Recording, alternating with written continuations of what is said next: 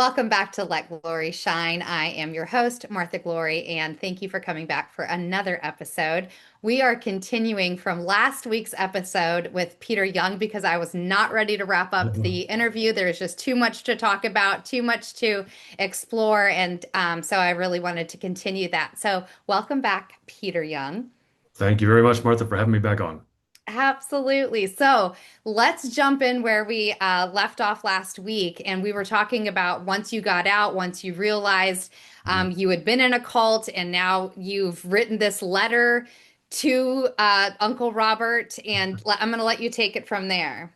Sure. So, I can kind of condense if you didn't hear last week. I was married with 5 kids. I was married about 20 years. I unwittingly married into this cult. My wife was born into it.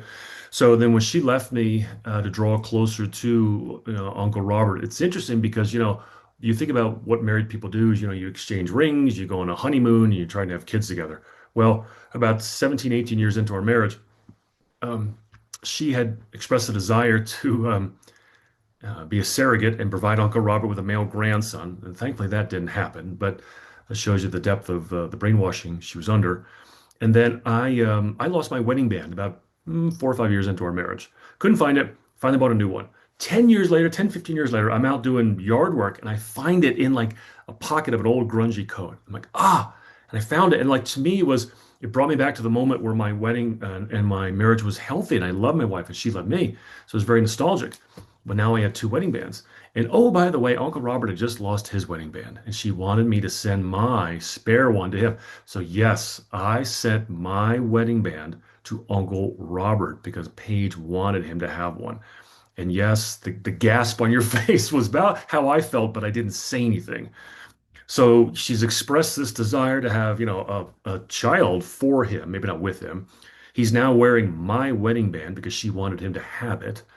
And shortly after she left me, that would have been January of 2017, she and Uncle Robert traveled to Washington, D.C., because he would go try and spread the true gospel all over the world. And he would meet with supposedly, important people in D.C. And they went for Trump's first inauguration.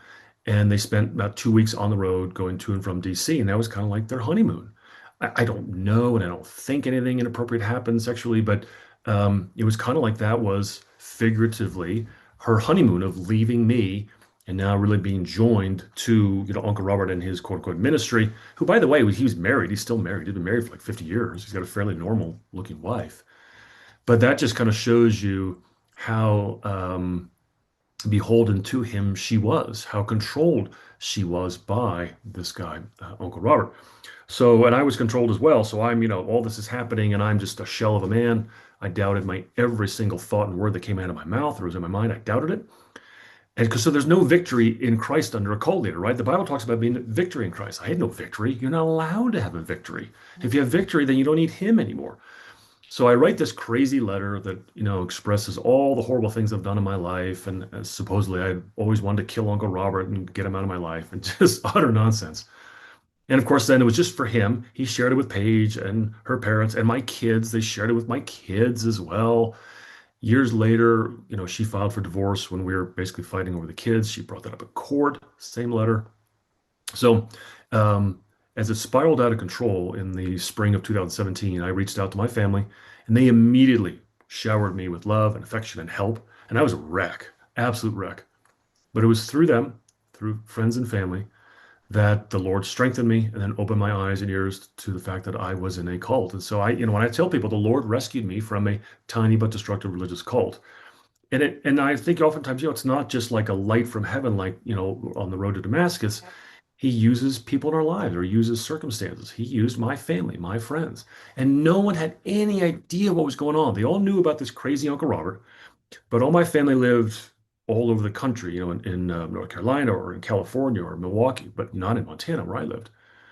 And so I would tell them what was going on. I would share some emails I would get from Paige and Uncle Robert. And they're like, wait, he did what? He said what? So one of them was he called casinos the true churches in America. Like, I'm not kidding. He called casinos the true churches in America. And the churches that you and I would go to on a Sunday are absolutely worthless because they didn't know the true gospel. The idea is that you could go into a casino and regardless of your success in life or your bank account, whatever, the Lord could bless you. okay, but I see people worshiping money in a casino. I don't see anybody worshiping the Lord in a casino. And so then they would call it his office. So we would go have our conferences in northern Idaho, where my in-laws lived, and there's a casino on the Indian reservation nearby. And I didn't like to gamble. I'm like, I've worked hard for this money. I don't have much of it. I don't want to throw it away. Casinos are big and beautiful, and they give you free drinks for a reason. The house always wins. And so they, at these conferences, would go to the office. And so my wife, my in-laws, and Uncle Robert, and then one of my wife's brothers who was in the cult, they would all go to the casino, and I would stay home and babysit the kids, put them to bed, and I'd go to sleep myself. And they would go to the office. And so a friend of mine, as I'm trying to describe all this, and I'm telling her about the office and how we would tithe to Uncle Robert. We all tithed to him. I used to tithe to other organizations and churches, and eventually all went to Uncle Robert. She's like, wait a minute. You guys sent him money every month, and he spent a lot of time at the casinos? And I'm like, boy, when you put it like that, it doesn't sound good, does it? Yep. And that was our little cult. Oh my goodness. Again, so many similarities, right? Like Yeah. looking back now, we tithed, of course, that's a requirement, right? And the bigger your heart, it should be more Yeah. than 10%, right? Because Right. that's the bigger your heart is, the Right. more, the Lord will bless you, the more money, right? And Right. he's living in mansions, and we're taking out second and third mortgages and getting, eviction notices, Right. right? While he's sitting in the mansions and Right. he's driving the fancy cars and he has cars that he doesn't even drive. They just sit in a warehouse, right? Like that, like looking back, I'm like, how stupid Right.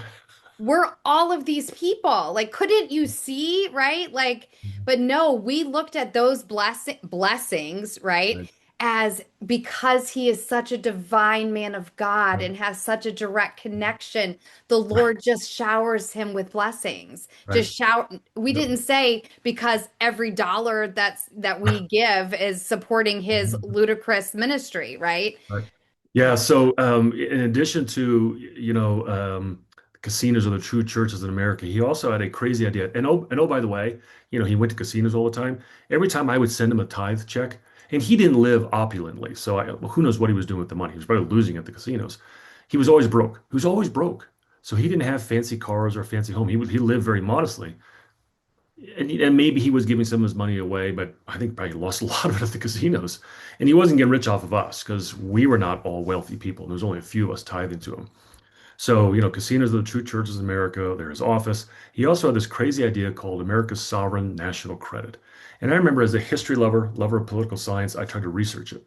I couldn't find anything on it anywhere.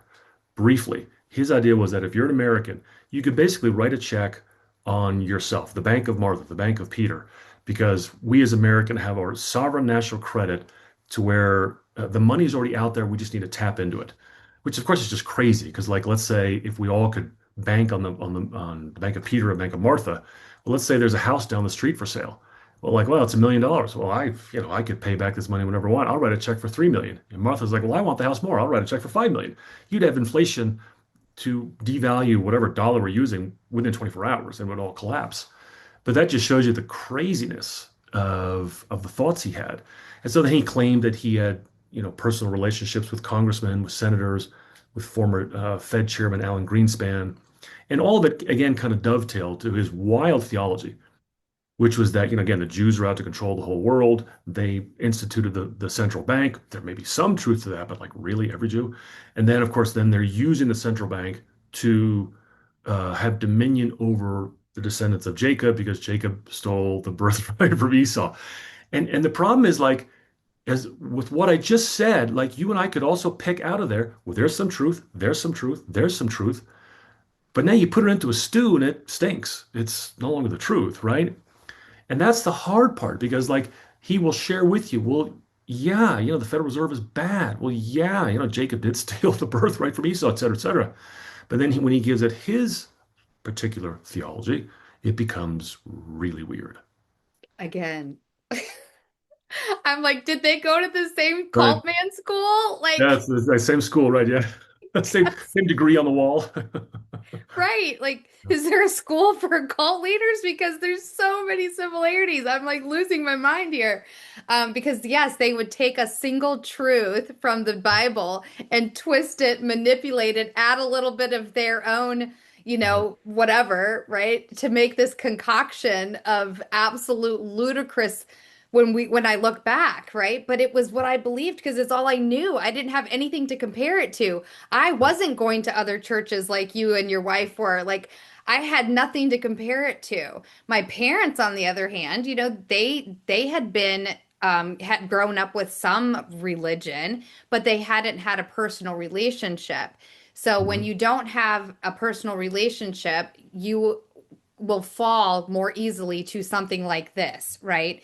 And in the early 70s, which is around the same time you're talking about Uncle Robert came up, that's when our cult started as well. And it started from a place of there was a lot of traveling evangelical, small leaders that were talking and were communing and were kind of rising up during this movement, the hippie movement, right? My parents were hippies. My parents were looking for something bigger than themselves. They were looking to belong to something because they were both kind of floundering young adults, like, where do we belong in this big crazy world, right? We've just, burned our bras and we smoke a lot of pot and right, like there's just a lot of that there was no purpose really in the bigger purpose of humanity. And so when my parents heard this charismatic, like community, love, friendship, God, right? They're like, oh, this is what it means to be part of something bigger than ourselves, to give back, right? Like, and we're hippies. It fit into what they were experiencing in that early 70s time frame. And my guess is that it probably was similar for yours.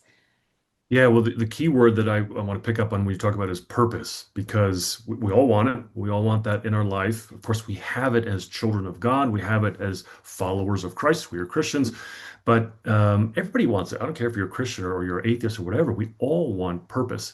Yep. So when you feel like you have this special leader, in our case, Uncle Robert, and you probably have the same feeling, you not only have purpose, but you have a purpose that is higher and better and unique compared to all your other neighbors because you get to sit at the foot. You're chosen. Yeah, You're exactly. chosen. The Lord bless me. Wow, why do I deserve to be in the presence of this leader? Why am I so lucky that I get to hear directly from Uncle Robert or your leader, right? Well, here's the point too that I would make.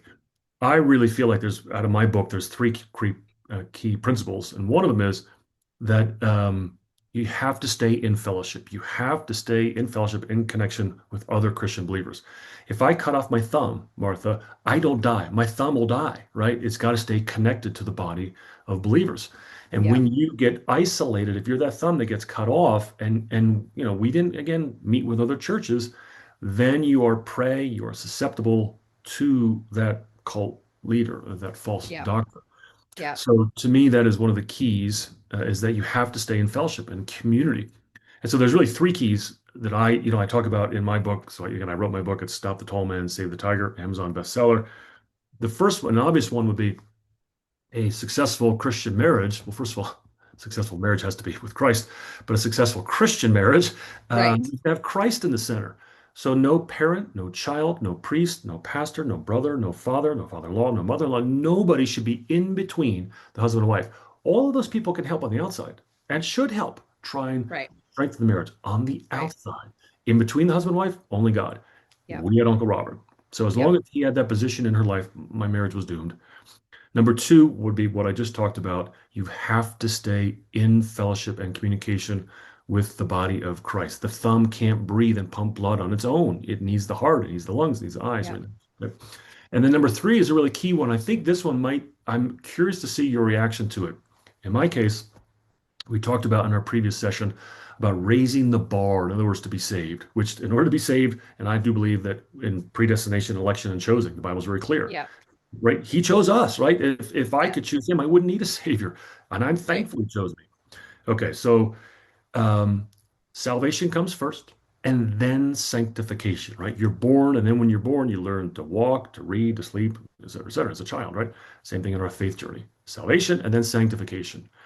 If anyone tries to switch the order to where you have to be sanctified or learn certain things first, do certain things first before you are ready to be Right. saved, that person is acting as a gatekeeper to God. It's unbiblical and it is wicked. And that's what Uncle Robert did.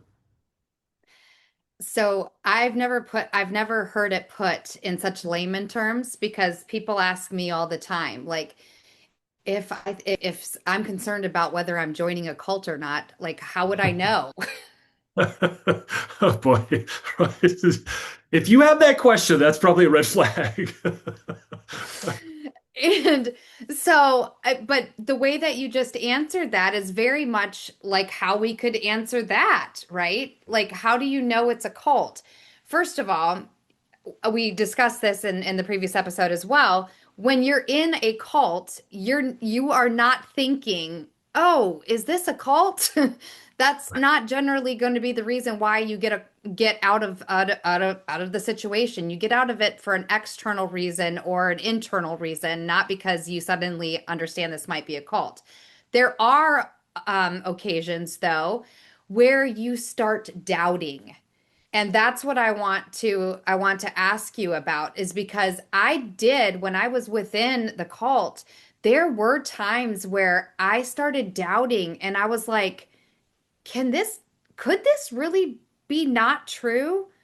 But then so quickly he would pick up on it. Cultman would pick up on it and he would prey on your distrust. He would prey on your disloyalty to God. He would, right?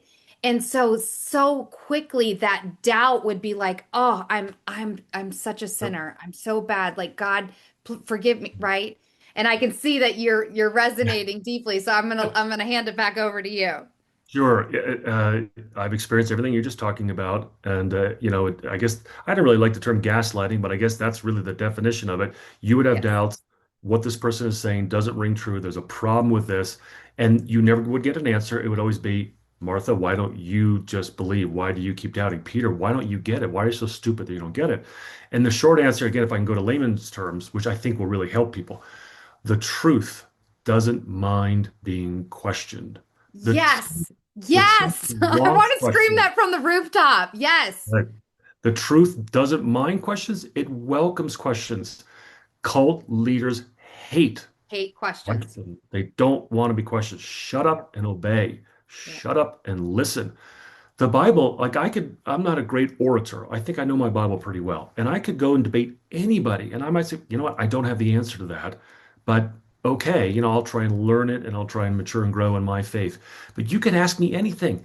A Muslim, a Buddhist, an atheist, you can ask me anything because I have nothing to hide because I know I have the truth behind me. Cult leaders hate being questioned. So, to the person that might be having those doubts, which is great, that means they're not brainwashed yet. If you're brainwashed, you don't have doubts. Okay. So that means they haven't been fully brainwashed yet. But if they have questions, you'll find it really quick if you're in a cult. You go ask that cult leader or someone in authority. And if you don't get an answer, like a true answer, um, there is your answer. That Yes. is Yes. inappropriate. I'm not saying it's a cult. I'm saying if they don't want a question, they don't have the truth to share with you. Yep. They're hiding something. They're hiding something. Absolutely. That, yes. Yes.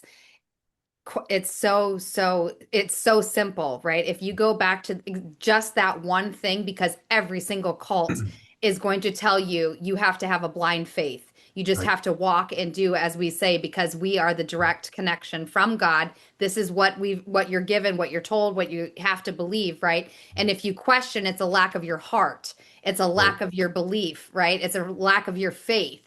And so, question, yes, questioning is so Right. important. And if they're not willing to be questioned, you might be in a cult. Um, Yeah. before we wrap up, I want to ask you one more question because it's a question that I get so often, and I just want to know what your experience was. So, since you weren't born into it and you actually married into it, and the conversion was a little bit slower than it was for me being born into it, right? How did your family on the outside looking in, seeing those small changes and going, this Uncle Robert guy, right? Because growing up, I didn't have relations with my extended family because we weren't allowed to. And then when I escaped and I got out and I started forming these relationships as an adult, I was 26. There, I heard stories of how they tried to come see us and how they were taken away from us and pushed away by my parents and all of these things, and how devastated they were because they didn't get to have relationships with us, right? Like I thought we were taught they didn't care. We were taught they were evil, right? So I see you acknowledging. So I'm just curious as to what your experience was and what your experience with your children are now. Sure. So it sounds like my experience was nowhere near as severe as yours in comparison to the shunning of family members. My extended family, so my parents, my four brothers and their wives, and all my nieces and nephews, they were not a part of the cult. They knew very little about it, but I could still have a relationship with them. We would go see them with, my wife and my family. We'd go to Christmas or in the summer for a family vacation. So we would still see people. We didn't talk about Uncle Robert, and my brothers and parents didn't dare bring it up. So after the fact, when I got out of it, they would tell me stories of, yeah, Peter, we kind of knew was weird, but we didn't dare say anything because we knew that, Paige, your wife, would get quite angry, right? We didn't want to then lose you guys because we felt like if we brought up Uncle Robert too much or shared concerns, then you guys would really withdraw. It was on Paige's side of the family. She was one of five. Three of her siblings were cut off. So her parents and Paige and their nieces and nephews, they've never met. And for Paige's parents, their grandchildren, they've never met. I remember when I reconnected with my three youngest children. So again, I have five children. When Paige left me, she took the three youngest with her to Northern Idaho. The courts got involved. They saw how bad it was. We got a garden ad litem involved. She wrote a jaw-dropping 50-page report. The courts sent the three youngest kids back to me, and they lived with me for about 6 years. And their mother, Paige, had supervised visits for 6 years. That's how bad it was. And they saw how bad it was. The worst parental alienation they'd ever seen, and then cult involvement. And I remember meeting with my kids before they were, they had come to live with me. I show them, I don't want anybody to see them, I show them like, hey, do you know who this is? And it was a picture of my niece who I had just met. I never knew she existed. It was Paige's younger sister. She got kicked out of the call, well, not kicked out of the call, but she was vilified 20 years earlier. And she had three kids. And so I show my little daughters and son, hey, do you know who this little girl is? I'm like, no. I said, that's your cousin. Eyes get really wide. And so there was, I think, five or six cousins they didn't even know existed. So now when they came back to live with me, they've been introduced to these people. So there was severe shunning on her side, but again, not on my side of the family. Then, when I recovered, I would hear the stories. Well, we kind of knew Peter. Well, we had to be careful what we said, Peter. That kind of thing. Of how now I always tell people that parenting is a marathon, not a sprint. So the court's intervention, which I never wanted the courts involved with my family. I'm a libertarian. I just don't want the government to bother me at all. But I do believe they got it right in my case. They truly helped me help rescue my kids from that tiny little cult. And their mother loves them. I mean, she means well. She's just brainwashed. And the kids still love their mom. But I do believe that it was good for them to get out of it. So they live with me, and the two youngest still live with me. With the older ones, it's a work in progress. It's been very difficult. There is some thawing of the relationship. I was told you're a devil with no soul by one of my children.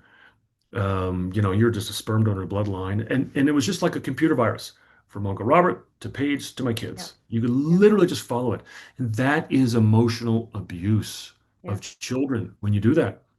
So it's I love being a dad, and I'll always be their father, no matter what they think of me.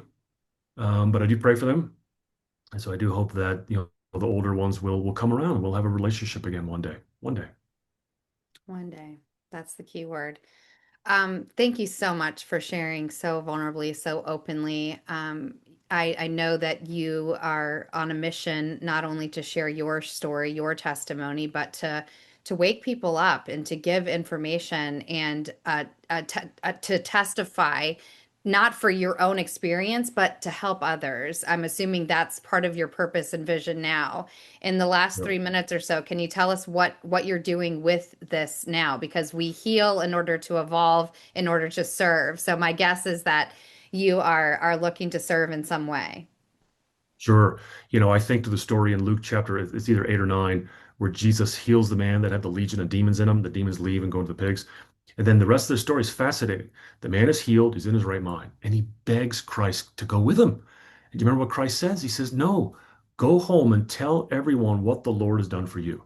That's your testimony. So what the Lord has done for me is he's rescued me from a tiny but destructive religious cult. So some people are like, well, Peter, just move on, get over it. Do you think that man who had the demons got over it? He did, but he also continued for probably the rest of his life to tell people, this is what the Lord has done for me. So that's why I wrote my book, Stop the Tall Man, Save the Tiger. You can learn more about me on my website, authorpeteryoung.com. I speak publicly and I write and I go on podcasts like this and I share my story not to air my dirty laundry. I never wanted to do this, but I've gone through it just like you have, Martha. We've experienced the pain. It was horrific. It was gut-wrenching, but it's over. Well, why not use all of that? Why not use the fuel of that to then help others? Because you know what? The journey in and out of a cult is not something you want to experience. And so if I can prevent people from having to go through that, yeah, I'm going to keep doing this because I never really thought, being like an expert on cults would be my calling, but it kind of has turned into that. It is my calling.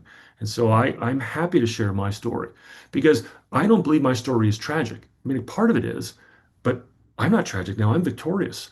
I don't look to a guru or to a wife I'm scared of. I go straight to the Lord. James chapter 1, Lord, please give me wisdom. And oh, by the way, don't doubt. When you ask, he'll give it to you, but don't doubt. And I don't. And he has given me wisdom. So that's what I share. I love it. I love it. Thank you so much, Peter, for coming on my show. Thank you for sharing your heart. Thank you for sharing your mission, your vision. I end every episode in the same way, and that is, the show is called Let Glory Shine. So I want to ask you, Peter, what does it mean for you to allow your glory to shine? Oh my gosh. It's not my glory, right? It's just like the moon has no light, but it reflects the sun. And so I and you, we are reflections of the sun. And so if I have any glory to shine, it's what the Lord has done for me in my life. And it's really so simple, right? Because it's not me, it's what the Lord has done for me. And I'm just thankful. So I share that with others. I love that. Thank you so much, Peter, for Yeah. coming on again. And thank you for joining yet another episode of Let Glory Shine. I will be back next week, same time, same station. Good night, and let your glory shine. Let glory shine from the ashes I rise. Every scar a story, every tear baptized. This is my freedom, this is my climb. Let glory shine, it's the power inside.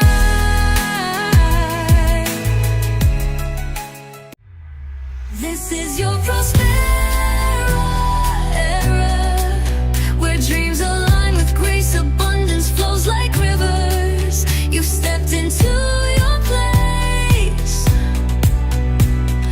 Rise, reign, and remember, you were born to shine. Welcome to your moment, Prospera, it's time. We hope you enjoyed today's show on Prospera TV Network. Make it a point to visit us on YouTube and catch all your favorite shows anytime you want. Interested in hosting a show of your own? Or advertising your business on our network? Contact Elena Rodriguez.